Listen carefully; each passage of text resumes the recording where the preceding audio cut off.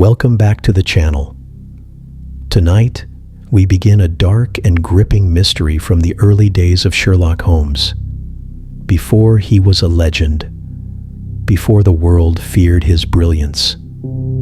This is the story of his first encounter with his greatest enemy, Professor Moriarty. A confrontation that nearly ended his life. Settle in, dim the lights, and enjoy Sherlock, Case of Evil. Chapter 1, Part 1, The Making of the Detective. London was a city made of contradictions. It glittered with wealth, yet groaned with poverty. Its carriages rolled proudly along polished avenues, while only a few streets away, starving children huddled beneath dripping gutters. The fog wrapped itself around the city like a shroud, drifting through alleys that smelled of coal smoke, horse sweat, and the sour stench of misery. And yet, in that same fog, ideas were born, plots were whispered, and greatness took its first breath.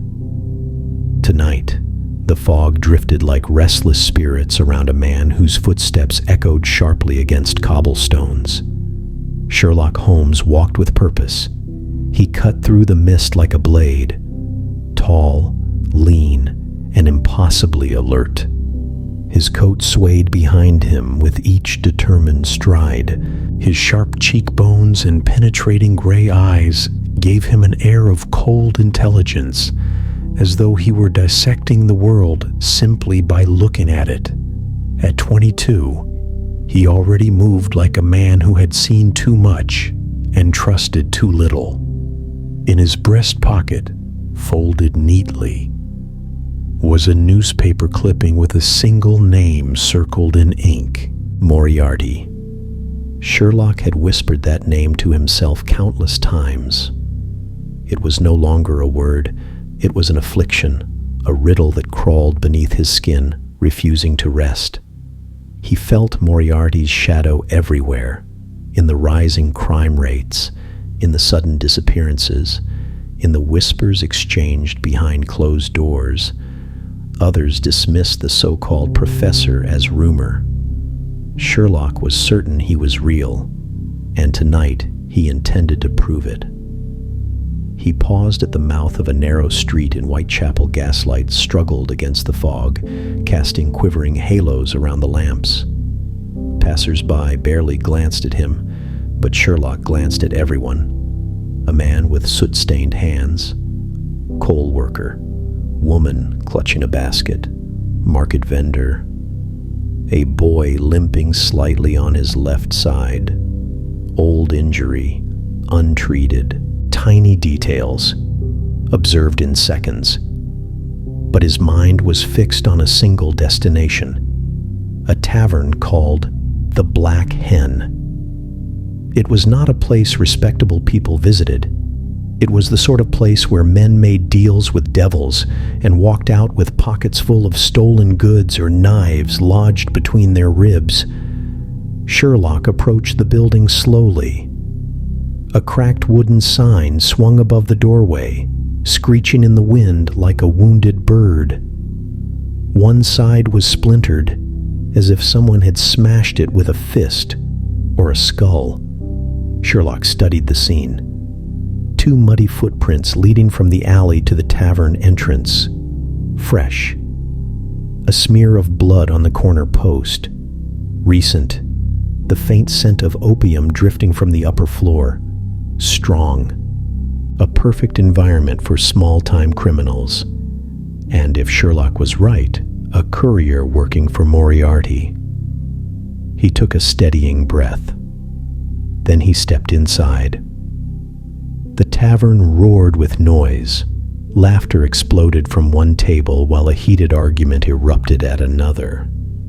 The smell of beer, sweat, and damp wool choked the air. Smoke curled beneath the low ceiling like gray serpents. Wooden floorboards creaked under boot heels. Sherlock didn't recoil. He felt alive. In places like this, truth hid behind every lie.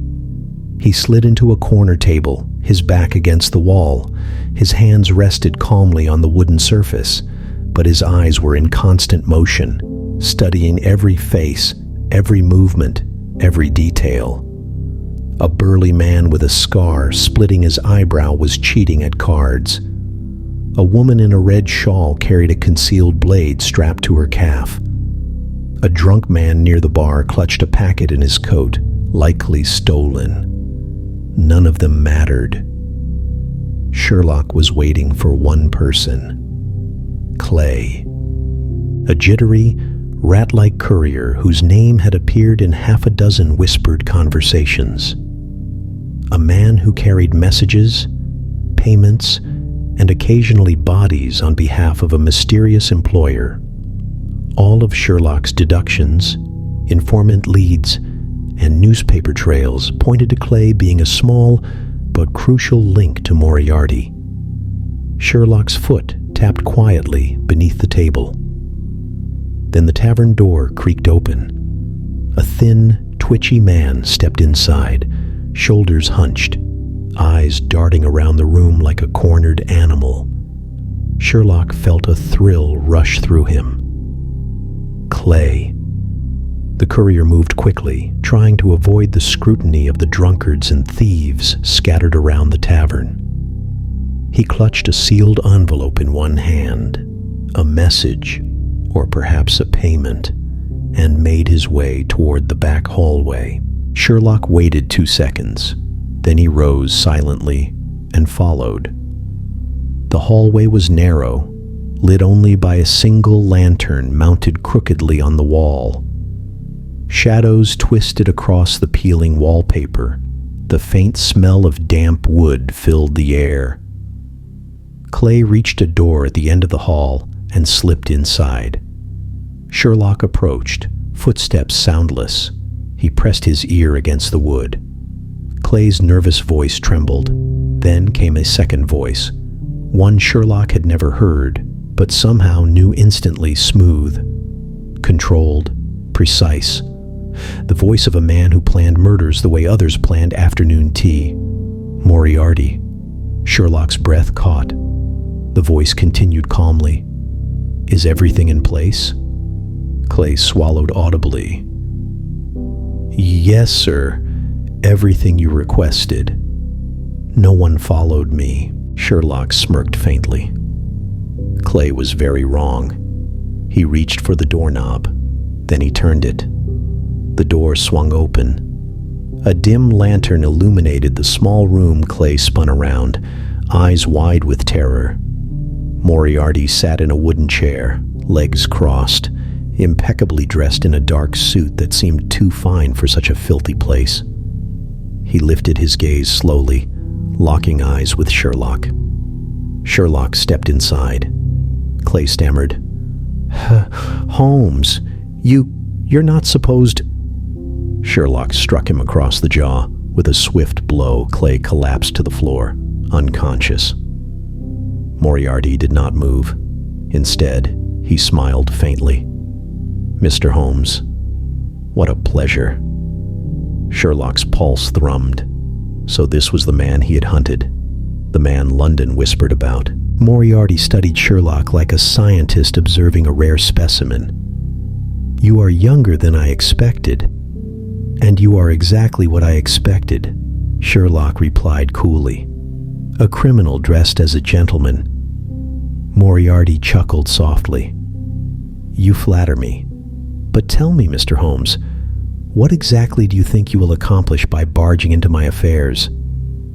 "I intend," Sherlock said calmly, "to dismantle your entire empire." Moriarty tilted his head. "Alone?" Sherlock's jaw tightened. Before he could speak, a shadow moved behind him. A massive fist smashed into Sherlock's ribs. Pain exploded in his side. Another man emerged from the corner, a hulking brute with fists like sledgehammers. He grabbed Sherlock and slammed him against the wall. Sherlock gasped, the impact knocking the air from his lungs. Moriarty rose gracefully from his chair. "You are bold," he mused, "but boldness without caution is simply foolishness." Sherlock tried to twist free, but another blow hammered into his stomach. He fell to one knee, breath ragged. Moriarty walked closer. "You see, Mr. Holmes," Moriarty said softly, "you are not the first to come after me. You are simply the most interesting." Sherlock glared up. "You can kill me, but others will come." Moriarty smiled. "Oh, I'm not going to kill you." He snapped his fingers. A cloth pressed over Sherlock's face. Chloroform. Sherlock struggled, but his limbs turned heavy. His vision blurred. His thoughts distorted. The room dimmed. Moriarty's shadow leaned over him. "I want you alive," Moriarty whispered. "Alive long enough to understand that I always win." The darkness swept in completely, and Sherlock Holmes fell into the void. The world returned to Sherlock Holmes slowly, first as a dull ache behind his eyes, then as a stabbing pain in his ribs, and finally as the cold bite of wet stone beneath his cheek. He groaned, lifting his head just enough to see the blurred shapes of buildings around him. Fog curled around the alley like ghostly fingers. The sky overhead was turning from black to bruised purple, the first hint of dawn. He lay half submerged in a puddle, the filth of London soaking through his coat. For a moment, he didn't move. He pieced together fragments of memory. The tavern, the door, Moriarty's calm face, the blow to his ribs, chloroform. Sherlock sat up abruptly, choking on a gasp as pain shot through his torso. He pressed a hand to the wall and pulled himself upright. Only then did he truly feel the humiliation. He had found Moriarty. He had faced Moriarty, and he had been defeated. Not by intellect. Sherlock never lost in intellect, but by strength, numbers, and planning. Moriarty had anticipated him. Moriarty had known he would come. Moriarty had let him live. The realization twisted in Sherlock's stomach like a knife. He hated it. He hated how weak he had seemed. He hated the smug amusement in Moriarty's eyes. He hated the fact that he had walked into a trap like a fool. Worst of all, he hated how alive he felt. Danger didn't frighten him. It thrilled him. He took a steadying breath, his breath forming pale clouds in the morning air. He checked his pockets. No wallet, no watch, no notebook.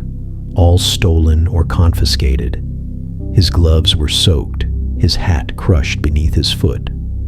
Sherlock stumbled out of the alley and into the waking city. Carriages clattered past. Milkmen shouted their morning greetings. Chimneys belched smoke. Life in London moved forward, indifferent to the battle that had taken place in a back room of a filthy tavern. He limped toward Baker Street. He needed answers. He needed clarity. He needed a friend, though he would never admit it aloud. The consultation with Watson. The stairs up to John Watson's apartment felt steeper than ever. Sherlock grasped the railing tightly, each step sending painful vibrations through his bruised ribs. He knocked twice. A moment later, the door cracked open, revealing Watson in a nightshirt and robe, hair disheveled, eyes bleary from sleep. "Good heavens!" Watson exclaimed. "Sherlock, what happened to you?" Sherlock pushed past him without a word. Collapsing onto the nearest chair, Watson hurried to fetch a lamp and knelt beside him. "You're hurt," Watson said. "Obviously," Sherlock muttered through clenched teeth. Watson ignored the sarcasm and began examining Sherlock's injuries with the calm precision of a seasoned doctor. His fingers pressed gently against Sherlock's rib cage. "Bruised," he concluded. "Possibly cracked, but not broken." "Lovely," Sherlock replied dryly. Watson fetched a bowl of warm water, a towel, and medical supplies. "Care to tell me who did this?" Watson asked, cleaning the blood from Sherlock's lip. "Moriarty." Watson froze. "The professor? Sherlock, I thought he was a myth?" Sherlock scoffed. "Hardly. He's real, and far more dangerous than I imagined." Watson continued to work, though his hands trembled slightly. "Start from the beginning." Sherlock inhaled deeply and recounted everything. The tavern, Clay, the meeting room, how Moriarty had known him immediately, the henchman, the chloroform, being dumped like rubbish in the alley. Watson listened carefully, occasionally muttering curses under his breath. When Sherlock finished, Watson stood and paced the room. "You're lucky to be alive," Watson said. Sherlock's eyes hardened.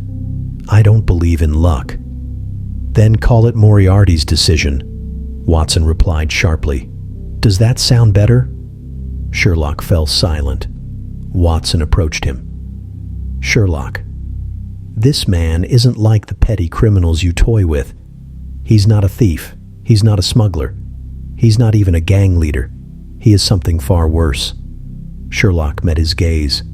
"Yes, and that's why I must stop him. You can't take on a man like that alone." Sherlock raised an eyebrow. "Are you offering your assistance?" Watson sighed heavily. "You're my friend, and I refuse to let you walk back into danger without someone watching your back." Sherlock looked away, uncomfortable with the sentiment. Watson continued, "But we need more information. What does Moriarty want? What is he planning? Why meet Clay at that tavern?" Sherlock leaned back, closing his eyes for a moment. "Clay is one of his couriers. He handles messages, payments, shipments. Moriarty's operations stretch through the entire East End. Smuggling, blackmail, extortion, and something darker." Watson frowned. "How much darker can it get?" Sherlock opened his eyes. "The disappearances." Watson's face paled. "You think he's involved?" "I know he is." Watson swallowed. "Then we're dealing with a monster." "No," Sherlock corrected quietly. "We're dealing with a mastermind." The study of the enemy. After Watson finished patching the cuts and bandaging Sherlock's ribs, Sherlock sat at Watson's desk with a fresh notebook. He dipped a pen in ink and began writing furiously. Moriarty's name filled the top of the page. Beneath it, he wrote bullet points: pattern of operations, financial structure, geographic influence, known associates, unsolved crimes, corrupt officials, hidden motives, psychological profile. Watson watched him. "You're building a case." "I'm building a map," Sherlock corrected. "A map of Moriarty's mind." Watson sat opposite him. "And what do you see so far?" Sherlock tapped the pen against the table. "He is brilliant. He understands human nature deeply. He manipulates fear like a puppeteer pulling strings. Every move he makes is calculated, every risk measured, every decision purposeful." Watson nodded slowly. "And you?" Sherlock's eyes burned with intensity. "I see patterns where others see chaos. I can follow him. I can track him. I can outthink him." "But can you outlast him?" Watson asked quietly. Sherlock did not answer. Instead, he circled a word on the page: weakness. Watson leaned forward. "Does he have one?" "All men do," Sherlock murmured. "Even devils." Sherlock set down the pen and looked at Watson seriously. "Moriarty spared my life," Sherlock said. "Not out of pity, but because he wants something." Watson frowned. What could he possibly want from you? Sherlock swallowed. A game. Watson blinked. A game? Yes, Sherlock said bitterly. To him, I'm not a threat. I'm entertainment. Something interesting to watch. A mind worth testing. Watson's expression darkened. That makes him even more dangerous. Sherlock nodded. He sees me the way I see puzzles. Something to solve. They sat in silence for a moment. Then Watson said, What now? Sherlock closed the notebook. Now, we begin the hunt. A vow in the dawn. Sherlock stood by Watson's window, gazing at the city as dawn painted the sky in pale gold. The fog began to lift, revealing buildings, chimneys, and distant rooftops. Sherlock placed a hand against the cold glass. Watson approached quietly. Looking for something? Sherlock shook his head. No, remembering something. What's that? That this city is worth fighting for. Watson smiled faintly. And Moriarty? Sherlock's voice hardened. He has declared war on London. He stepped away from the window. And I intend to answer. Sherlock left Watson's apartment just as the early morning sun finally broke through the gray veil over London. The streets glistened with dew, and the distant clatter of horse hooves signaled the waking of another day. But to Sherlock, the city felt different now, changed. As if Moriarty's shadow stretched across every alley, every rooftop, every whisper carried by the wind. The cold air stung the cuts on his lip, but Sherlock didn't flinch. Pain sharpened his thoughts, heightened his senses, reminded him of the stakes. He made his way toward the river. Barges drifted lazily through the Thames, ferrying goods and secrets alike. The wind tasted of salt and smoke, and the river's sluggish current seemed to murmur warnings. Sherlock leaned against the railing and closed his eyes. He replayed the moment he first heard Moriarty's voice, the icy calm, the effortless authority, the unsettling precision of his words. That voice had carved itself into Sherlock's memory like a blade. How many lives has he destroyed? Sherlock murmured. How many more will he destroy if I fail? He thought of Clay, lying unconscious on the floor, of the newspapers filled with missing persons notices, of the whispered rumors in back alleys, of the fear in the eyes of informants too terrified to speak Moriarty's name. This wasn't just another investigation. It was a war. And Sherlock had stepped onto the battlefield unprepared. He opened his eyes. A barge passed by, its captain shouting to dock workers who moved with mechanical weariness. Smoke drifted from chimneys along the embankment. The city pulsed with life, people with hopes, fears, routines, dreams. People who woke each day unaware of the predator sitting at the center of London's invisible web. Sherlock straightened. No more mistakes. He pushed away from the railing and began walking with renewed purpose. The search for patterns.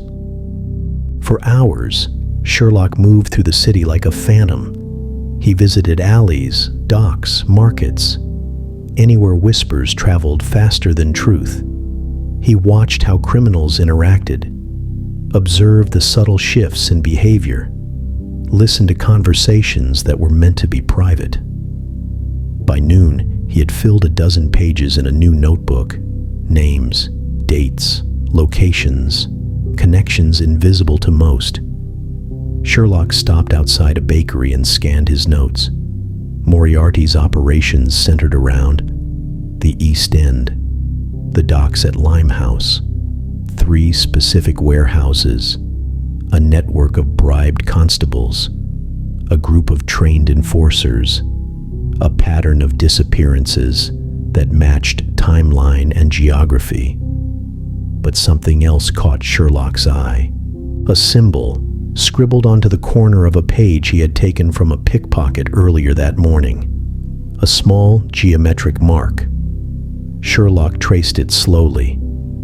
He had seen it before, stamped into the corner of the documents Clay had dropped. Sherlock froze.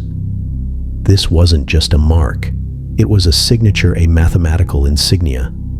Of course, Sherlock whispered. Moriarty wasn't just a criminal. He was a scholar, a strategist, a man whose intellect rivaled Sherlock's own. Not in chaotic brilliance, but in terrifying calculation. He didn't simply run operations. He designed them like equations, precise, elegant, deadly. Sherlock's breath quickened. To beat him, I must think the way he thinks. A daunting idea, but also thrilling. For the first time, Sherlock felt as if he'd found someone whose mind could match his, perhaps even surpass it. And deep inside, beneath the anger and humiliation, a spark of excitement flared. Not excitement for danger, but excitement for the challenge, for the puzzle. Watson had been right. Moriarty did not see Sherlock as an enemy. He saw him as a game. And Sherlock felt the same pull, an intellectual gravity too strong to resist. No, Sherlock muttered sharply, forcing the thought away. This cannot be a game. Not when lives hang in the balance. He tore the page from the notebook and pocketed it. A vow in the shadows.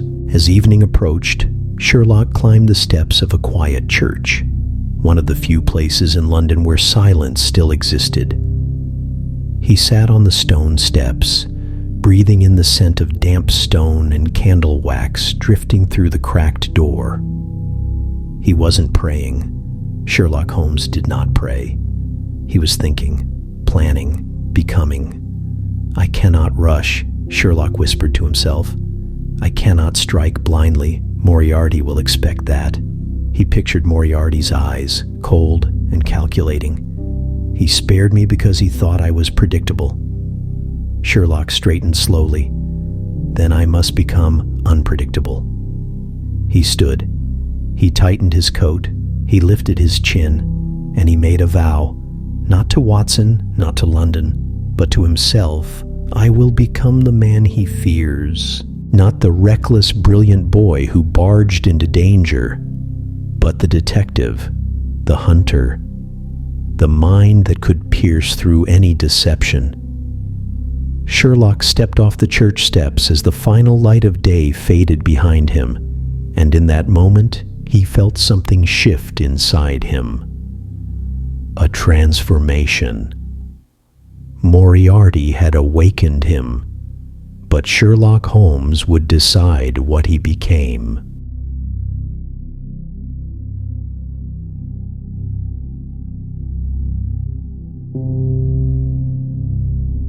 London did not care that Sherlock Holmes had just made a silent vow to destroy the most dangerous man in the city. The streets still bustled. Merchants still argued over prices. Smoke still rose lazily from the chimneys of houses that never knew hunger, drifting over neighborhoods where families were counting every coin life went on, oblivious to the invisible war beginning in its underbelly. But Sherlock cared. Everything looked different to him now. Every alley, every dock, every back room and handshake held the possibility of Moriarty's influence. The city itself felt like a giant board, and he could almost see the pieces moving. Smugglers, corrupt officers, terrified informants, well-dressed gentlemen whose polished shoes had walked through filth. Back at Watson's apartment, the small sitting room had transformed into a battlefield.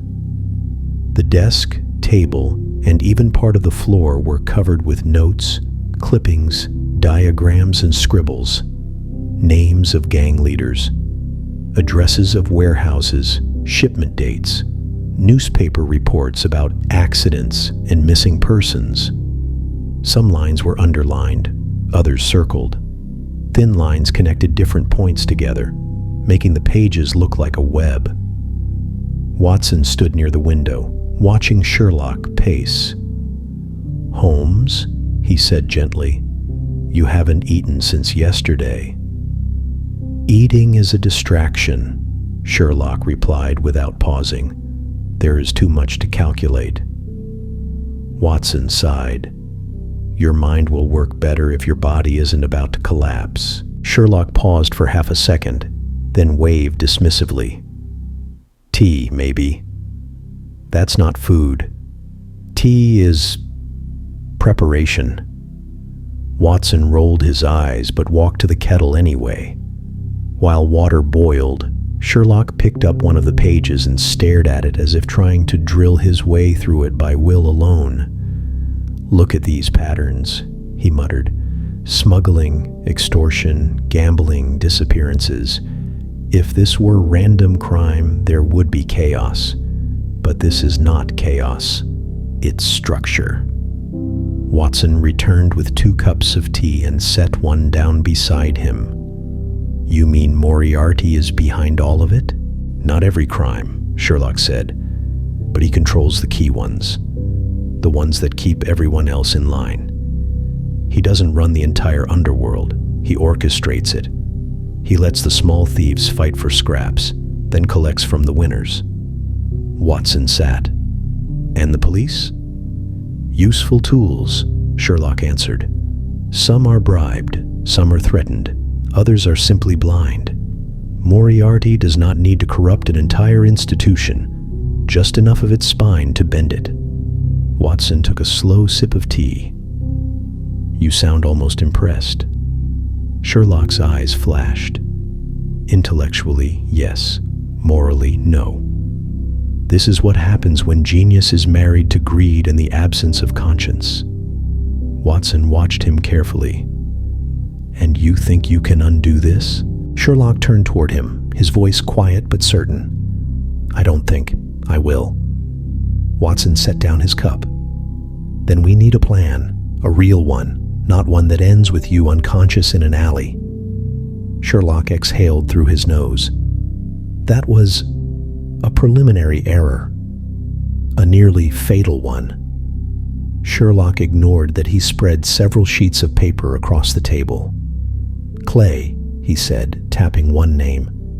"He works for Moriarty as a courier. If we follow Clay's movements, we can expose at least one branch of Moriarty's operation." Watson nodded. "And you know where Clay goes?" Sherlock's gaze sharpened.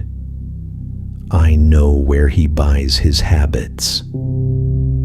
The dens of forgetting." Opium did not appear in London as a dirty secret. It arrived as medicine, as comfort, as escape for the sick and exhausted. But in time, it became something else, a chain that bound people to pillows in dark rooms, stealing their will and their lives. Sherlock and Watson walked side by side through Limehouse, where lanterns hung over narrow shops and foreign spices mixed with the smell of coal dust. Watson cast Sherlock a sidelong glance. "You're certain Clay comes here?" "I have seen him twice entering this street," Sherlock replied. "Once 3 nights ago, once last week. Men like Clay are creatures of habit. They cling to routine, especially when their loyalties are torn between gold and terror."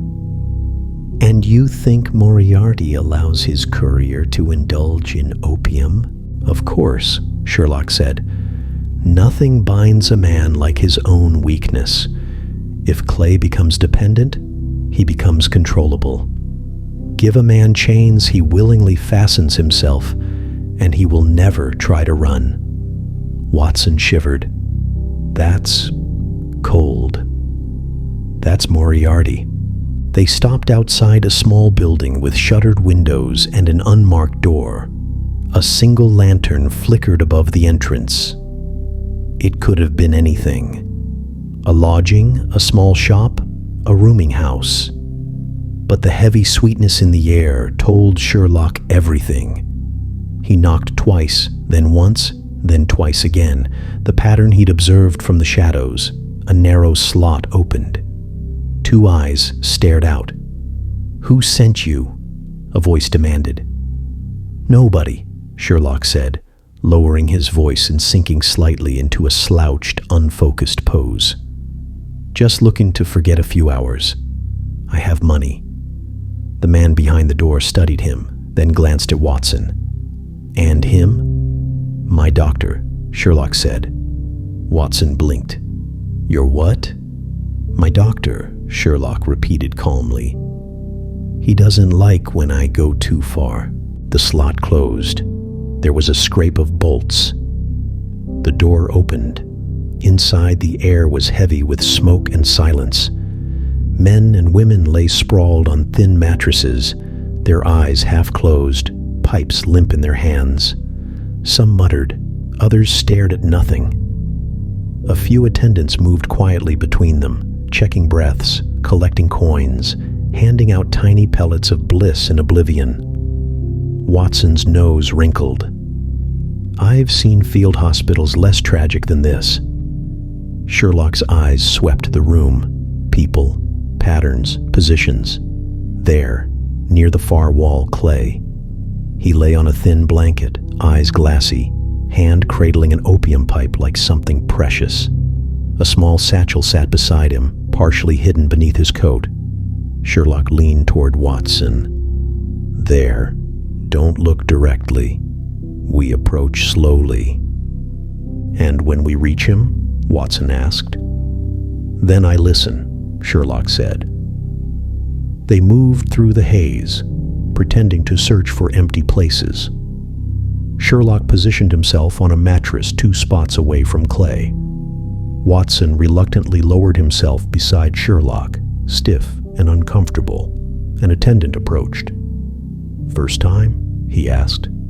Sherlock let his eyelids droop, affecting a weary, hollow voice. "Been a long week." The attendant nodded knowingly and offered a pipe.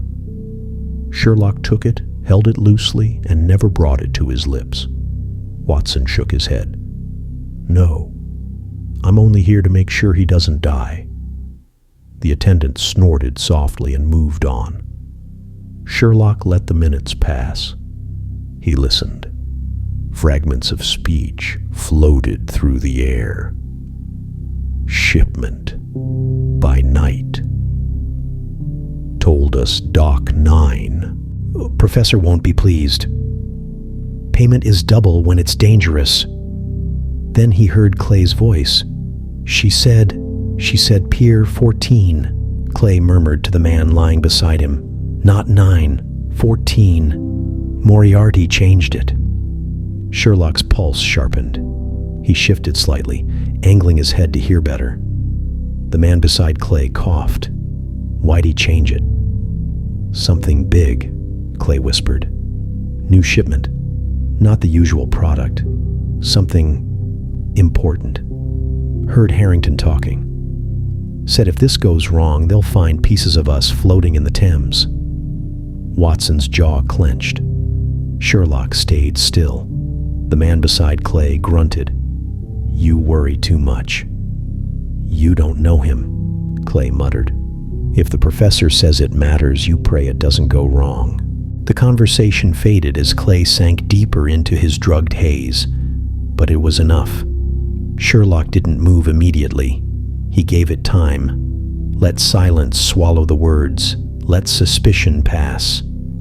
Then he set the unused pipe aside and pushed himself upright. Watson whispered, "Holmes." Sherlock looked at him, eyes burning with fresh focus. "Pier 14, he said softly. "There's going to be a shipment, something Moriarty considers important." Watson frowned. "Important how?" "I don't know yet," Sherlock replied. "But if Moriarty is personally involved, it's not just about money. It's about power." They stood slowly so as not to draw attention. Sherlock cast one last glance at Clay. The courier's face was calm now, lost in the gentle poison he'd paid for Watson, followed Sherlock toward the door. "Do you pity him?" Watson asked quietly. Sherlock paused only for a moment. "No," he said, "but I understand him." "How so?"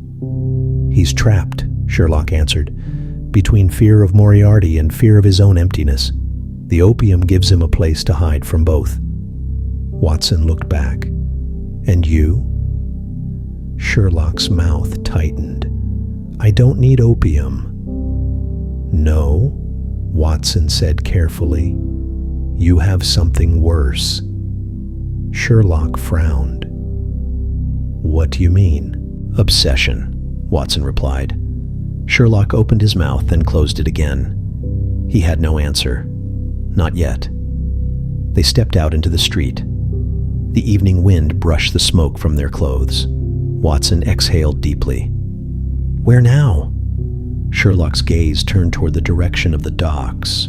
"Now," he said, "we go to the river, because somewhere by the water, at a place called Pier 14, Moriarty was preparing his next move. And Sherlock Holmes intended to be there when it happened. The river was a restless thing that night, rolling beneath the moonlight like a great dark serpent. Waves slapped against the wooden pillars of the dockyards, echoing through the quiet lanterns flickered along the waterfront, casting trembling patches of gold on the planks and water below. The scent of brine, coal dust, and engine oil mingled in the cold air. Sherlock Holmes walked with long, purposeful strides, his coat fluttering behind him like a shadow with a will of its own. Watson kept pace beside him, though his gait was slower and more cautious. Sherlock moved like a man utterly consumed by his thoughts.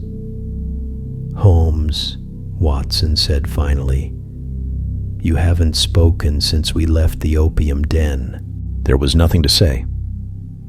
"There's plenty to say," Watson countered gently. "We now know Moriarty is arranging a major shipment at Pier 14. We know Clay is involved. We know Harrington, whoever he is overseeing security. That's not nothing." Sherlock stopped abruptly. Watson nearly collided with him. Sherlock stared out at the water, eyes narrowed. "It's not enough." Watson sighed. "Sherlock, no investigation begins with a complete picture." "This is not an investigation," Sherlock murmured. "It's a race." "A race? To outthink a man who has already outplayed me once." Watson stepped closer. "Then slow down. Think rationally.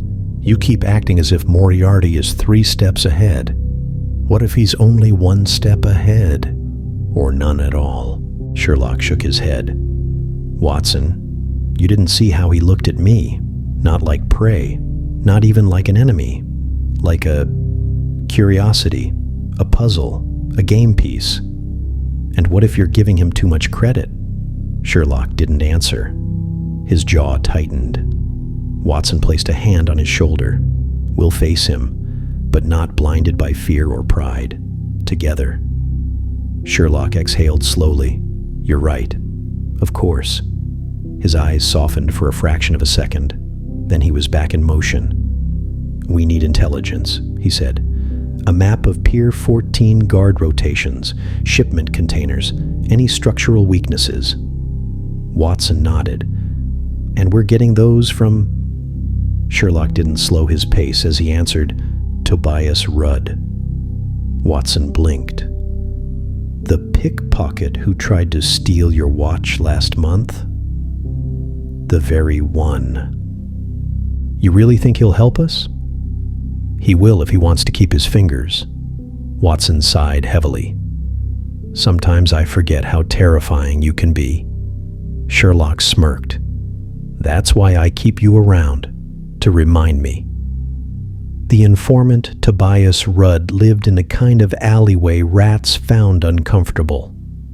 Narrow, damp, and lined with crumbling brick, The passage was lit only by a single lantern hanging from a crooked nail. It buzzed faintly, attracting moths who flitted around it with suicidal loyalty. The ground was wet, littered with broken crates and scraps of fabric that had once been clothing. Sherlock crouched and inspected footprints near a boarded doorway. "Tobias has been through here recently," he murmured. Watson frowned. "Holmes, those could be anyone's prints." "No," Sherlock said. "Size 7 boots, heel worn on the left side, slight drag in the right toe from where he tripped while running from Constable Bryant." Watson blinked. "How do you even know that?" "Bryant complained about it 3 days ago," Sherlock replied, knocking on the door.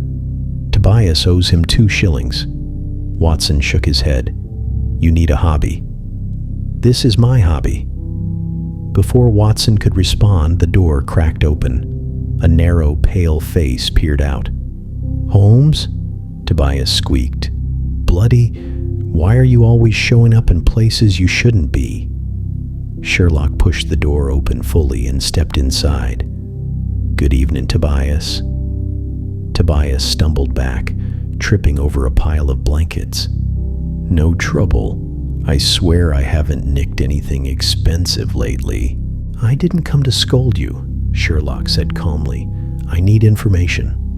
Tobias grimaced. "That's worse." Watson entered behind them, ducking under a low beam. "Tobias, we just need to ask a few questions." The pickpocket's eyes darted between them nervously. "About Moriarty?" Sherlock raised an eyebrow. "Who else?" Tobias's entire body tensed as if preparing to run. "Holmes, please, don't pull me into this. People who talk about him disappear." Sherlock stepped closer, voice low. "Then consider this your chance not to disappear." Tobias gulped. "What do you want to know?" Sherlock folded his arms behind his back. "Pier 14. Tobias went pale. "No, absolutely not." Watson intervened gently. "Tobias, listen. Moriarty is planning something dangerous, something big. If we don't stop him, people will die." Tobias swallowed hard. "You think I don't know that? You think we don't hear whispers on the street? Whatever he's bringing in tonight, it's not drugs, it's not weapons. It's something worse." Sherlock's eyes narrowed. "What have you heard?" Tobias hesitated. Sherlock stepped closer. "Now, Tobias." Tobias flinched. "I heard Harrington talking. He was shouting. Said the professor wants everything perfect. Said if anyone messes up, he'll make an example out of them." "Harrington," Watson repeated. "Who is he?" "Enforcer," Tobias said. "Smart, cold, dangerous. Moriarty trusts him with the big things, and he's the one guarding Pier 14 tonight." Sherlock absorbed the information quickly. "Guard numbers?" he asked. "Dozen," Tobias said. "Maybe more. Some with rifles, some with knives, and they won't hesitate." Sherlock nodded slowly. "And the shipment?" "Crates," Tobias answered, "marked with a university seal." Watson's breath caught. "A university? Not opium? Not foreign imports?" "No," Tobias said shakily. "Chemicals, experimental." Sherlock felt something cold settle in his stomach. This was worse than he expected.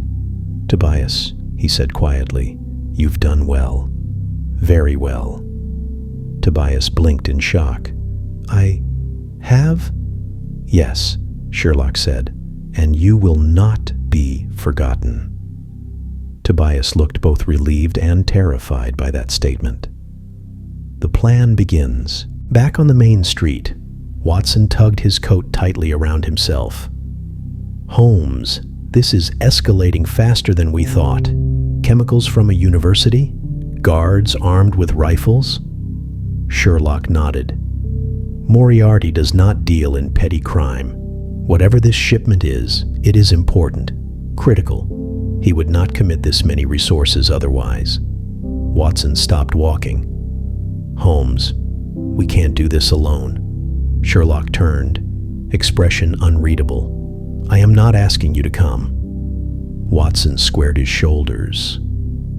And I am telling you I will come anyway. Sherlock paused, then nodded once, silently. Watson exhaled. So, what's our plan? Sherlock turned his gaze toward the distant glow of lanterns reflecting off the river. We infiltrate Pier 14 before midnight, he said. We find the crates. We see what Moriarty wants so desperately. And if possible, he began walking again. We take it from him. Take it? Watson echoed, shocked. Holmes, this is theft. This, Sherlock corrected calmly, is war. Night fell over London like a silent curtain, thick and heavy, swallowing the last traces of sunset. Clouds drifted low over the river, turning the Thames into an inky, restless mirror that reflected only the faint glow of lanterns along the pier. From a distance, Pier 14 looked abandoned, a skeletal structure of rotting beams and creaking wood. But closer inspection revealed movement. Shadows walked the planks. Footsteps echoed in tight, disciplined patterns. Lanterns burned in evenly spaced intervals. It was not an abandoned dock at all. It was a fortress. Sherlock Holmes and John Watson crouched behind a row of stacked crates several yards away, hidden by the darkness and the clamor of water slapping against stone. Watson peered through the gaps in the crates. You were right, he whispered. 12 men at least, all armed. Sherlock nodded, eyes sharp. And trained. Look at their formations. They patrol in synchronized pairs, efficient. This is not a typical smuggling crew. Watson exhaled slowly. If we get caught, we won't, Sherlock said. Though his expression betrayed the weight of the risk, Sherlock scanned the pier with swift precision. Every lantern's placement, every guard's angle of movement, every potential blind spot created by cargo crates and old machinery, the river on one side, the warehouses on the other. He was building a mental map, a moving diagram, a puzzle begging to be solved. Watson studied Sherlock's face. You're enjoying this. Sherlock didn't deny it. I enjoy the challenge, he murmured, not the stakes. Watson shook his head. You're a strange man, Holmes. So I've been told. The approach. Sherlock tapped Watson's arm lightly. Now, move. They slipped from behind the crates, keeping low, making their way along the shadows cast by the pier's wooden pillars. A gust of wind rattled the chains hanging from old pulleys, masking their footsteps. Sherlock stopped beneath an elevated walkway, listening. A pair of guards passed overhead, boots thudding rhythmically. Professor said no mistakes. Harrington's checking every crate. Don't want to cross Harrington saw what he did to that dock worker. Their voices faded as they moved on. Sherlock motioned for Watson to follow him toward a narrow space between two towering stacks of wooden crates. They squeezed through, their coats scraping against the splintered wood. Holmes, Watson whispered. How are we getting to the shipment? Sherlock crouched, fingers brushing the ground. He pointed to a metal grate near the base of the pier, a drainage tunnel opening no wider than a man's shoulders. Watson's stomach dropped. No. Yes. Holmes, that tunnel is barely large enough, and it's probably crawling with... Sherlock cut him off. Watson, The guards are everywhere, but the river is below us. That tunnel leads directly beneath Pier 14. Once we're under, we can climb up through one of the access hatchways." Watson stared at him. "You're serious?" "Always." Watson muttered something under his breath, too quiet for Sherlock to catch, then followed him. Sherlock removed a thin metal tool from inside his glove and began picking at the grate's rusted bolts. Within seconds, it came loose. A strong smell of river water and mildew wafted up. Sherlock slipped inside first, lowering himself quietly. "Come." Watson, grimacing, lowered himself into the darkness. The tunnel. The drainage tunnel was cold and damp, with river water pooling around their boots. The ceiling was low enough to force them into a crouch. Their breaths echoed faintly in the stone corridor. "This is wretched," Watson muttered, wiping cobwebs from his coat. Sherlock smirked. "A little dirt never killed anyone," Watson grunted. "It's not the dirt I'm worried about." Sherlock moved ahead, flashlight in hand, illuminating iron brackets, old pipes, and moss-covered stone. His voice echoed softly. "The hatch should be near the center of the pier." Watson kept close behind. "Holmes, are you absolutely certain that—" Sherlock suddenly froze. Watson bumped into him. "What?" Sherlock raised a hand. Above them, faint footsteps crossed the planks. Sherlock listened intently, head tilted. "Guard rotation," he whispered. "We're directly beneath them." Watson swallowed. "Meaning if they hear us?" "They won't," Sherlock replied, "unless you continue speaking at your usual volume." "Holmes," but Sherlock was already moving again. They reached a rusted iron ladder that led upward to a small wooden hatch in the pier's underside. Sherlock tested it gently. It opened without sound. He smiled faintly. "Perfect." Watson stared. "Holmes, I don't know whether to call you brilliant or insane. I accept both." They climbed on the pier. Sherlock eased the hatch open and slid onto the pier floor with the silent grace of a cat. Watson followed, considerably less gracefully but without drawing attention. They were behind a large cargo crate marked with a university seal, the very symbol Sherlock had seen on Clay's illicit documents.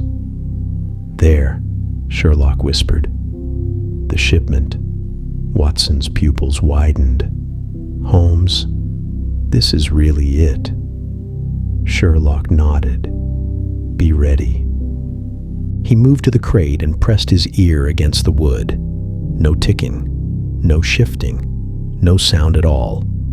He drew a thin folding knife from his boot and began prying the crate open, millimeter by millimeter. But suddenly, a voice shouted behind them, "Stop!" Sherlock whipped around. 3 guards were advancing, rifles raised. Sherlock's muscles tensed. Watson whispered, "Holmes!" Sherlock scanned everything in 2 seconds. Lanterns, crates, shadows, angles, distances, 6 possibilities. 5 would get them killed. He chose the 6th. "Run!" Sherlock grabbed Watson's coat and pulled him between 2 towering stacks of crates, just as bullets splintered the wood around them. They ran. Boots thundered behind them. 1 crate collapsed, scattering metal canisters across the planks. Sherlock hurtled over them. Watson stumbled but kept pace. They raced toward the far end of the pier, but another group of guards emerged from the shadows, cutting them off. Sherlock grabbed Watson's arm and dragged him into a side passage beneath a loading platform. "Holmes, we're surrounded," Watson panted. "Not yet." Sherlock scanned upward. A pulley system hung above them. He grabbed the dangling rope and thrust it into Watson's hands. "When I say jump, jump." "Jump? "Holmes, what are you—" Sherlock shoved Watson hard. "Jump!" The rope swung wildly. Watson grabbed it, boots leaving the ground. Sherlock leaped after him, just as a dozen hands lunged toward them from below. The rope pulled them onto the loading platform above. Sherlock rolled onto the planks, chest heaving. Watson sprawled beside him. "Holmes, remind me never to let you lead again." Sherlock smirked despite himself. "You wouldn't survive without me." Below them, guards shouted, running toward the stairs. Sherlock stood. "We don't have time. We need that shipment." "Holmes, which one? There are dozens." "Not anymore," Sherlock said sharply. "It's the crates with the university seal." Watson shook his head. "And then what?" Sherlock's eyes locked with his. "Then," he said, voice cold and certain, across the Thames, "we steal carrying with it the smell of damp rope, engine oil, and the sharp tang of fear that Sherlock Holmes could almost taste." The pier was in chaos. Shouting guards ran like shadows cast by flickering lanterns, boots slamming against the wooden planks. Crates toppled, rifles clattered, and somewhere beyond the maze of cargo, the river churned with restless hunger. Sherlock crouched behind a splintered crate, breathing hard. Watson knelt beside him, chest heaving, coat torn from their frantic escape through the pier's labyrinth. Watson whispered, "Holmes, they're everywhere." Sherlock held up one finger. "Wait." Footsteps rushed past them, just inches away. The guard's lantern light washed over the crate, spilling slanted beams across Sherlock's boots. If any one of them turned their head even a fraction. But they didn't. The guards thundered up the stairs, chasing ghosts. Sherlock exhaled slowly. Watson pressed a hand to his ribs. "Holmes," he whispered, "we need a new plan. We can't outrun all of them." "No," Sherlock said quietly. "We don't need to outrun them." He peeked around the crate. "We need to outthink them," Watson muttered. "Of course we do." But he followed without hesitation. Sherlock studied the layout of the pier as if reading a book written only for him. Every crate position, every lantern placement, every guard's footsteps, every shadow. The patterns shifted, the pieces moved, but within the chaos Sherlock saw order. He pointed toward a cluster of crates with university seals. "There," he murmured. Watson swallowed.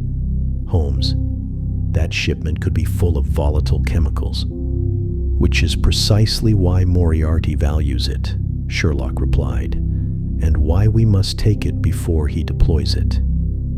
"How exactly do you intend to carry off a crate weighing 100 pounds? "We don't need to carry it," Sherlock said. "We need to remove what's inside." Watson blinked. "Inside?" "Yes. The contents will tell us Moriarty's intentions." Sherlock began moving silently along the shadows cast by the towering crates. Watson followed, staying close enough that Sherlock could feel his breath on the cold air. They reached the marked crates. Sherlock ran his fingers along the wooden surface. "The nails are new," he whispered. "Crate assembled within the last 2 weeks. No damage, no signs of water exposure.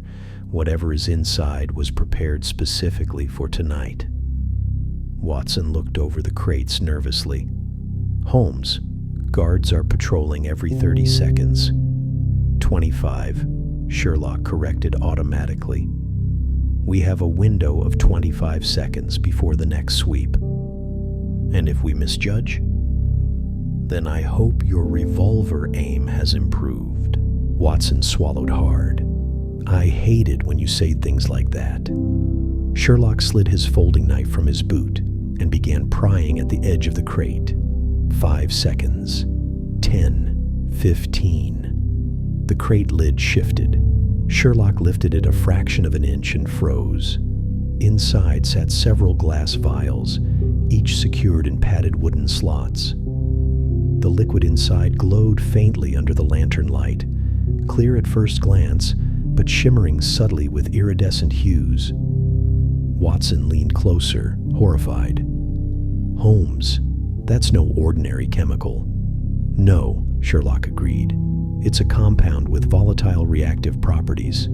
Some kind of accelerated agent, perhaps biological, perhaps experimental. Something stolen from a university laboratory." Watson frowned. "But why? Why does Moriarty want this?" Sherlock's expression darkened. "Because fear is power, Watson, and the threat of a chemical catastrophe grants authority more swiftly than any army." Watson shook his head. "This is madness." "This is strategy," Sherlock corrected. "Moriarty does nothing without purpose. Everything he does is a calculation. And this," he tapped the crate lightly, "this gives him the ability to hold an entire city hostage." Watson clenched his fists. "We cannot let him use it." "We won't."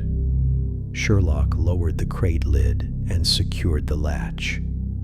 "Holmes," Watson whispered urgently. "Guards are coming." Sherlock grabbed Watson's coat and pulled him behind the nearest stack, just as two guards rounded the corner. "Harrington won't be pleased," one muttered. "He's searching the West End now," said the other. "Professor's furious. He wanted the shipment checked an hour ago."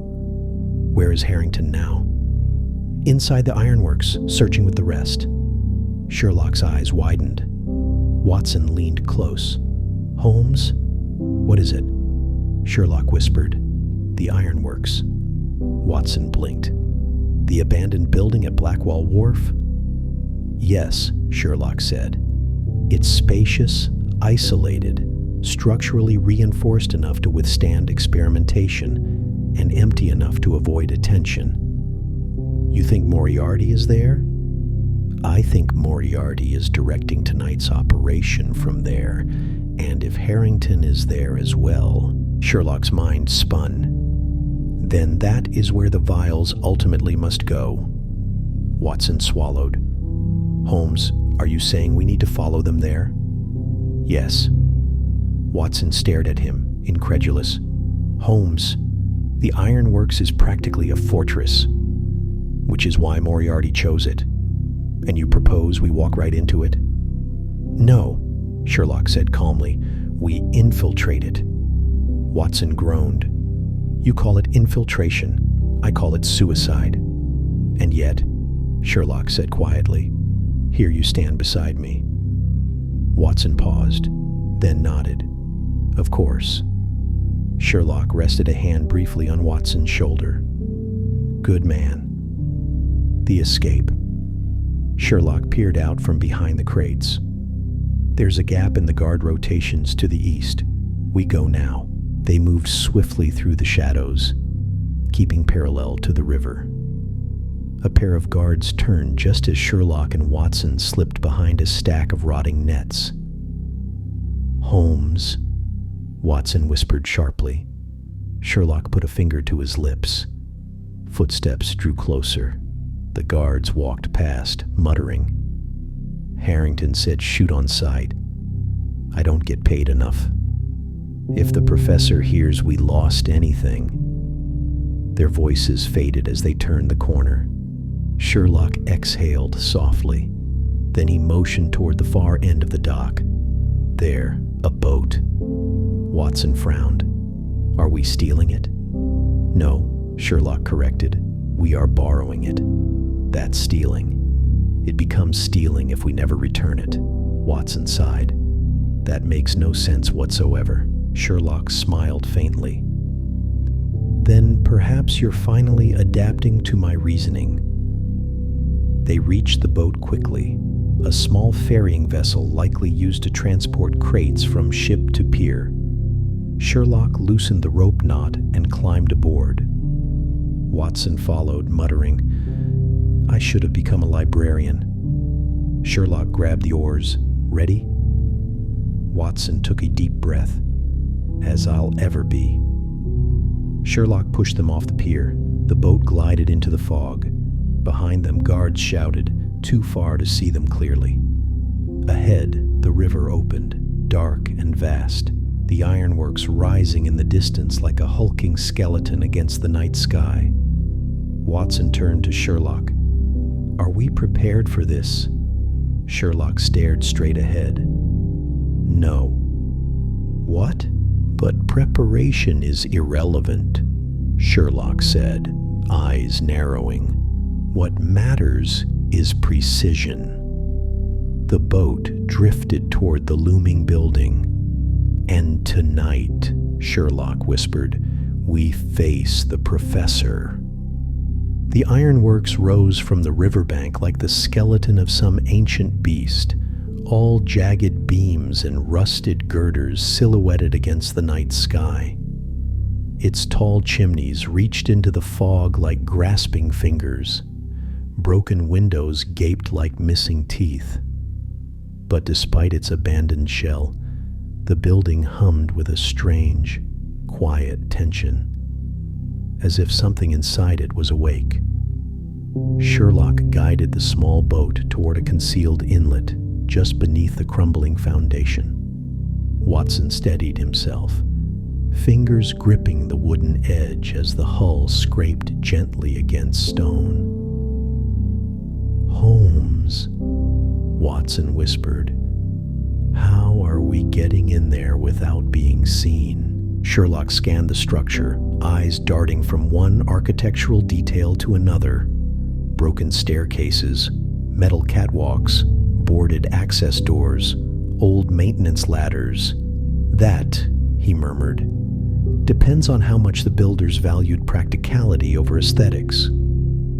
Watson stared. "Holmes, that's not an answer." Sherlock angled the boat beneath a low overhang, where the shadows were thickest. He pointed to a rusted pipe running vertically along the outside wall of the ironworks, its base half submerged in the water. "There," he said, "an old waste pipe. It connects to the lower service passageway inside the building." Watson frowned. "You can't possibly know that." Sherlock raised an eyebrow. "I know how factories are designed, and I know how engineers think. Efficiency first. Waste must go somewhere." Watson eyed the pipe skeptically. "Do you ever tire of being right?" "Occasionally. Tonight is not one of those nights." He gripped the pipe and hoisted himself up, boots scraping lightly against the brick. The metal groaned, but held. Sherlock climbed with quick, precise movements, testing each handhold. Watson sighed heavily. "If I fall and die, I'm haunting you." "I'd expect nothing less," Sherlock replied. Watson climbed after him, slower but determined. The pipe shuddered with their combined weight but didn't break. Sherlock reached a small opening where the pipe disappeared into the wall. A jagged hole, large enough to scramble through if one didn't mind picking up a few cuts along the way. He slipped inside. The interior passageway was narrow and dark, lit only by faint moonlight squeezing through cracks. The air smelled of rust, oil, and something chemical, sharp and unpleasant, like a laboratory that had forgotten the meaning of caution. Watson pulled himself in beside Sherlock, panting. "We're inside. Now what?" "Now," Sherlock whispered, "we see what Moriarty is planning to do with those vials." Inside the steel beast, they moved through the ironworks like ghosts, each step carefully placed, each breath controlled. Metal beams crisscrossed overhead, forming a skeletal ceiling. Old conveyor belts hung in tatters. Giant gears sat frozen in place, coated in a thick layer of dust. The building had once thundered with sound, hissing steam, clanking machinery, shouting workers. Now it was quiet, too quiet. Sherlock raised a hand. Watson froze. Voices drifted faintly from somewhere ahead, low, clipped, and tense. Sherlock motioned for Watson to follow and crept onto an overhead catwalk. The metal creaked beneath their weight, but didn't give way. They stayed low, moving inch by inch until they reached a vantage point overlooking the main floor. Watson peered through the gaps, and his blood ran cold. Barrels and crates were arranged in orderly rows, each marked with hazard symbols. Some were connected by pipes to a central mechanism, a large cylindrical device with gauges and valves that glinted under the lantern light. Metal tubes branched outward from it like veins. At the far end, near a set of giant doors that led to the riverbank, a series of vents were angled downward, facing the direction of the water. A man in a dark coat stood beside the main console, barking orders. "That must be Harrington," Watson whispered. "Indeed," Sherlock murmured. "He's overseeing the distribution apparatus." Around Harrington, several men moved with rigid precision, assembling components, securing barrels, checking gauges. They were not dock workers. They were soldiers of a different kind, disciplined, trained, loyal. Watson swallowed. "Holmes, what is all this?" Sherlock's voice was grim. "A dispersal system. Those barrels contain the chemical agent. This device is engineered to release it in a concentrated form, likely into the river." "And from the river?" Watson prompted. "It spreads," Sherlock said darkly. "Through currents, through pumps, through systems connected to the city's supply. Not enough to kill outright, perhaps, but enough to sicken, to terrify, to prove a point." Watson gripped the railing. "He's using the whole city as leverage." "Exactly," Sherlock said. "The threat itself will be his weapon. Do as I say, or the river runs poison." Watson turned to him. "Then how do we stop this? Destroy the barrels?" "No," Sherlock said quietly. "If we simply destroy them, we lose the most important piece of all." "And what's that?" "Proof," Sherlock replied. "Evidence of Moriarty's intentions. Evidence strong enough to expose him to those who still doubt he exists." Watson stared down at the scene below. "And you're planning to take that evidence while we're trapped inside his lair?" "Yes. Just wanted to make sure I understood how mad this is." Sherlock's lips curled faintly. "You understand perfectly." The professor arrives. The ironworks doors creaked open. All activity stopped. Harrington straightened instantly. The workers shifted into an uneasy, reverent silence. From the doorway emerged a figure Sherlock knew even before he saw his face. Professor James Moriarty walked inside with the unhurried grace of a man who feared nothing. He wore a dark, perfectly tailored coat.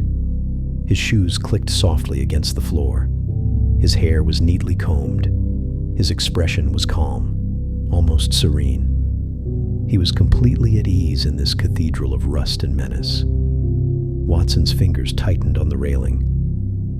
"Holmes, I see him," Sherlock whispered. Harrington approached Moriarty, giving a sharp nod. "All apparatus have been checked. We're nearly ready for final testing, sir." "Good," Moriarty said, his voice echoing softly through the cavernous hall. "This must be flawless. We will not be granted a second opportunity of this magnitude." He walked among the barrels, laying a gentle hand on one, as if it were something precious. These compounds, he said almost admiringly, represent years of research. Stolen, yes, but what great discovery in history was not born of someone else's sacrifice? Watson muttered under his breath. Monstrous. Sherlock nodded faintly. Brilliant and monstrous. Moriarty stopped in front of the main dispersal device. And when this demonstration is complete, he said calmly, London will finally understand that its future depends not on politicians, nor policemen, nor the tides of the market, but on me. Harrington asked, And if they resist? Moriarty smiled. Ah, Harrington, fear is a stubborn thing.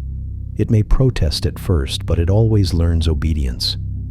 A chill ran down Watson's spine. Holmes, we have to stop him now. Yes, Sherlock replied, but not with panic. If we rush this, we fail. If we are seen before we are ready, we die. Watson took a slow breath. Then what do you suggest? Sherlock's eyes narrowed. We wait for his reliance on arrogance. The first move. Moriarty turned away from the barrels and strode toward a raised metal platform overlooking the factory floor. A staircase led up to it from the side. From there, he could see everything, every worker, every crate, every valve. It was his throne. Sherlock and Watson watched from the shadows of the catwalk opposite him. One predator observing another Moriarty placed both hands on the railing and spoke softly, yet his voice carried. Gentlemen, he said, tonight we do not simply handle cargo, we rewrite the rules of power. Sherlock leaned closer to Watson. That platform is our opportunity. Watson blinked. Opportunity? Yes, Sherlock said. He stands exposed there, accessible from above via the overhead beams. Watson glanced upward. A series of metal support beams formed a grid above the platform. Some connected to old chains and hooks, remnants of the ironworks' working days.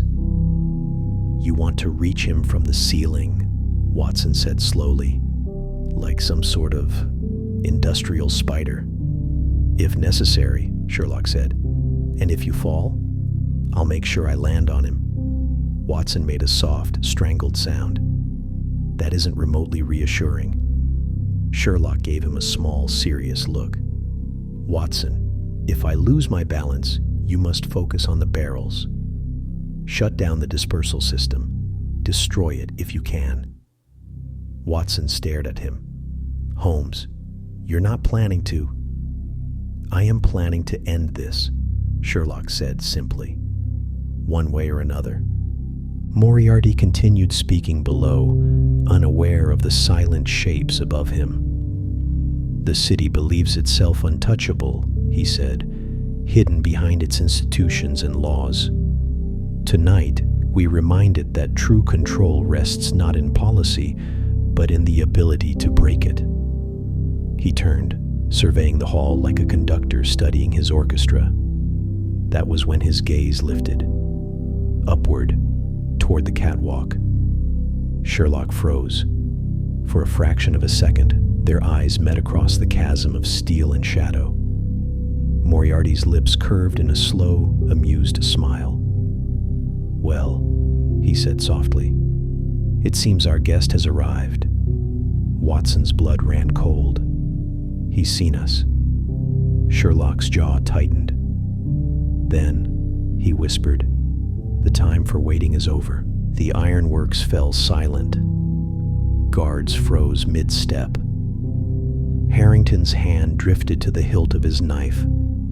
Every lantern seemed to flicker at once, as though the building itself sensed the collision that was about to unfold. Sherlock Holmes and Professor James Moriarty stared at one another across a gulf of metal and shadow. Two minds cut from the same cloth, two predators meeting in the dead of night. Moriarty was the first to break the quiet. Sherlock Holmes, he called, voice smooth as crushed velvet. "You simply cannot resist walking into my parlor, can you?" Watson swallowed hard. "Holmes, he's taunting us." Sherlock didn't look away. It's what men do when they believe themselves untouchable. Moriarty spread his arms slightly. "Untouchable? No. Merely prepared." He nodded once. A gunshot rang out. A bullet tore through the catwalk inches from Sherlock's boot. Watson flinched back. "Holmes, we're exposed up here." Sherlock grabbed Watson's coat and pulled him toward the overhead beams. "Up, now." They scrambled onto the support framework above the main floor as more bullets slammed into the catwalk, sending sparks into the air. Moriarty watched with faint amusement. "Ah, the ceiling again. You were always fond of unusual angles." Sherlock and Watson crawled across the beams, gripping the cold metal with numb fingers. Below, guards swarmed the lower levels, scanning the shadows. Watson hissed, "Holmes, this is madness. We can't stay up here long. They'll hit us eventually." "We won't stay," Sherlock muttered. "We descend." "Descend?" Watson whispered sharply. "To where?" Sherlock pointed across the structure. "To Moriarty's platform." The confrontation. They reached a beam directly above Moriarty. Sherlock peered down. The professor remained perfectly composed, hands clasped behind his back, watching the scene unfold with theatrical calm. Watson whispered, "Holmes, this is suicidal." Sherlock's voice was quiet, controlled. "Watson, remember the dispersal mechanism. Stop Harrington from activating it. Whatever happens to me, don't let the barrels release." Watson grabbed Sherlock's arm. "Holmes, don't do something reckless." Sherlock finally looked at him, really looked, and gave a small, solemn nod. "This ends tonight." Before Watson could speak, Sherlock swung downward. He grabbed a hanging chain with one hand, his coat billowing behind him. The chain rattled loudly as his weight pulled it taut. Moriarty turned his head slightly, as though greeting an expected guest. Sherlock released the chain and dropped onto the metal platform with a heavy thud. Rolling to his feet in front of Moriarty, guards raised their weapons. Moriarty held up one hand. "Stand down." The guards froze. Sherlock straightened. Moriarty stepped closer. "You are persistent, Mr. Holmes, reckless, predictable in your unpredictability." Sherlock's eyes hardened. "And you are a coward who hides behind men too afraid to challenge you." Moriarty chuckled softly. "Coward? I assure you, my dear Sherlock, nothing I do is born of fear. Only design." "Design?" Sherlock spat. "Poisoning the river? Threatening the entire city?" Moriarty tilted his head. "A city built on corruption, ignorance, and weakness. It needs guidance. It needs justice. It needs order," Moriarty corrected. "The kind I provide." Sherlock stepped forward, fists tightening. "You provide terror." "And terror," Moriarty said softly, "is simply the most efficient teacher." Sherlock lunged. Their struggle was swift and violent. Two brilliant minds reduced to fists and instinct. Moriarty struck with surprising strength, driving Sherlock back against the railing. Sherlock countered with a sharp elbow to Moriarty's ribs, forcing the professor to stagger. Below, chaos erupted. Watson leapt from the beam. Landing on a lower platform with a cry, he dashed toward the dispersal machine. "Harrington!" Watson shouted. "Step away from that console!" Harrington drew his knife. "Doctor, this doesn't concern you." Watson raised his revolver. His voice shook, but his aim didn't. "It concerns all of London." Harrington lunged. "A city on the brink." Sherlock and Moriarty exchanged blows across the platform as the entire ironworks erupted into a battlefield. Metal rang. Footsteps thundered. Men shouted. Watson dodged Harrington's knife, firing once, the shot grazing the enforcer's shoulder. Harrington roared, swinging wildly. Sherlock caught Moriarty's wrist, attempting to twist him into submission. Moriarty smiled faintly. "You fight well, but you think too much." He slammed his forehead against Sherlock's. Stars burst across Sherlock's vision. He stumbled backward. Moriarty seized his collar and dragged him toward the railing overlooking the barrels. "Imagine it, Holmes," Moriarty whispered. "A city in my grasp. A world reshaped. A future forged by intellect, not chaos." Sherlock gritted his teeth.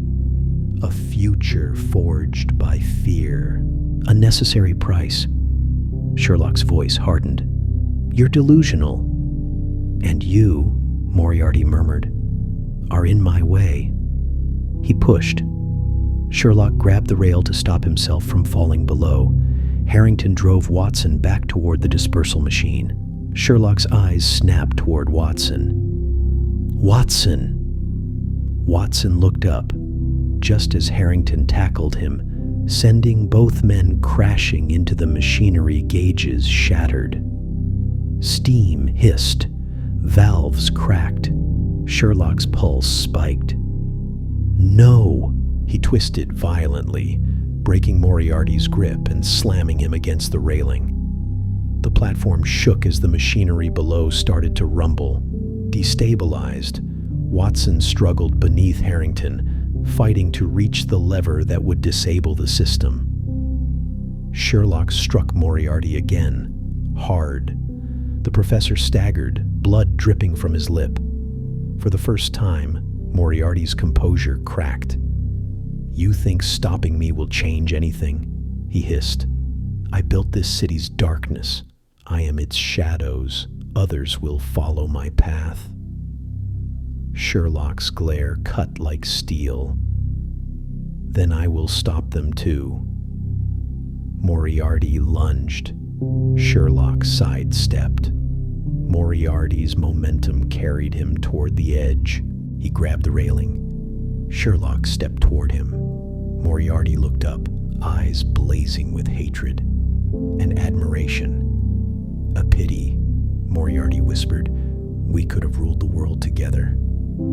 Sherlock met his gaze. "I prefer to save it." He struck Moriarty's hands.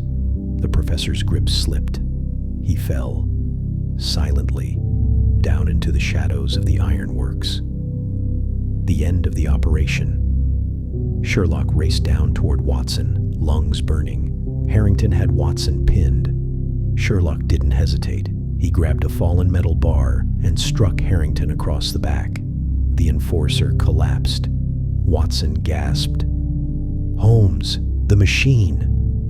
Sherlock turned. Steam hissed from ruptured pipes. The dispersal unit sputtered, shaking violently. Watson coughed. "If it ignites—" "Get back!" Sherlock shouted. He grabbed the control lever and yanked it hard. The valve snapped. Pressure vented upward in a violent burst. A deafening hiss filled the ironworks as the remaining barrels toppled harmlessly. The machine shut down. Silence. Real silence. Watson leaned against a crate, trembling. "Holmes, we did it." Sherlock's chest heaved. His knuckles bled. His ribs ached. But he nodded. "Yes." Watson looked around. "Where is Moriarty?" Sherlock turned toward the dark pit below. "Gone." "Finished," he said quietly. Watson rested a hand on his shoulder. "Holmes, you saved the city." Sherlock did not answer. He stared into the darkness where Moriarty had vanished. But deep inside, he knew something Watson did not. Moriarty was too calculating, too cautious, too cunning. No body meant no certainty, and no certainty meant one thing. A mind like Moriarty's did not vanish so easily. The war was not over, only paused. Sherlock exhaled slowly. "Come, Watson," he said softly. "We must inform Scotland Yard." Watson nodded, and then Sherlock turned toward the river as dawn began to break. "Then," he said, voice low, "we prepare."